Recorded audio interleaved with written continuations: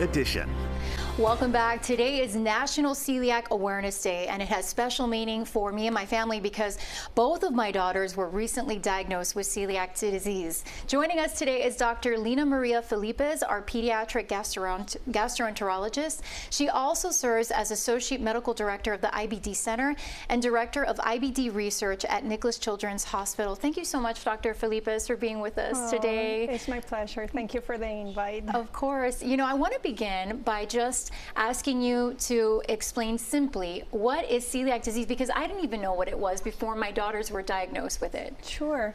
So celiac disease is an autoimmune disease, and it happens in persons that are predisposed genetically to having it. But in simple terms, what happens is when these persons eat gluten, which is wheat, rye, and barley, we have little villi in the intestines, which I like to call them like little finger-like projections, and that is where you absorb nutrients and they are gone. So all of a sudden, you're not able to absorb the nutrients adequately. And what are some of the health impacts and symptoms that people with celiac disease have to deal with?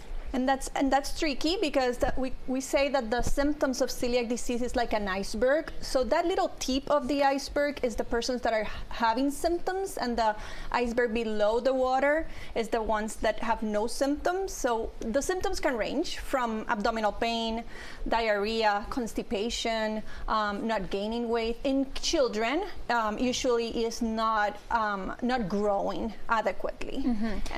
And in our case, with our daughters, the reason that we were able to discover that they had celiac is because my older daughter was first diagnosed with Crohn's disease. Yes. And then her biopsy results from her endoscopy came back positive for celiac disease. And you suggested we all get tested, the whole family.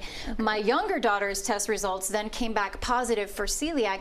And it was surprising because, you know, there weren't a lot of symptoms that we noticed that would alert us to saying, oh, well, they have celiac disease. So can you tell us how people can get tested for and what red flags to look out for? Yeah, so I will suggest the same thing that happened with you and your family, is that if you have a family member or a first-degree family member that have celiac disease, to get tested, right? And then and that will be my first red flag. And then autoimmune diseases, so persons that have other autoimmune disease like type 1 diabetes, thyroid problems, or Down syndromes are person that needs to be checked more, because the prevalence increases from 1 in 100 in the normal population to 1 in 10 when you have a positive family member. Oh, that's incredible. Yeah. You know, one thing that my girls often ask, and many people who with celiac, is there a cure? And if not, what are the treatment options for celiac disease? Yeah, so sadly, there's no cure at the moment, but we're very hopeful because there's a lot of research being done in the area. And the treatment for celiac disease is diet therapy. So just avoidance of gluten, which is the wheat, rye, and barley, should be enough. All right, thank you so much, Dr. Felipez, for helping us learn more about celiac disease. And if you have any concerns that your child may have celiac or any other gastrointestinal disorder, the gastroenterology pediatric team at Nicklaus Children's Hospital offers specialized care for children across South Florida.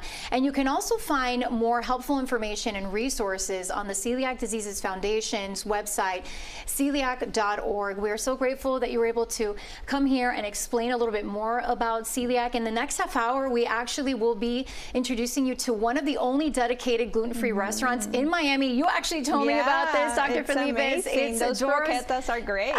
Yeah, we look forward to that. Dora's Bakery and Bistro, so stay tuned for that.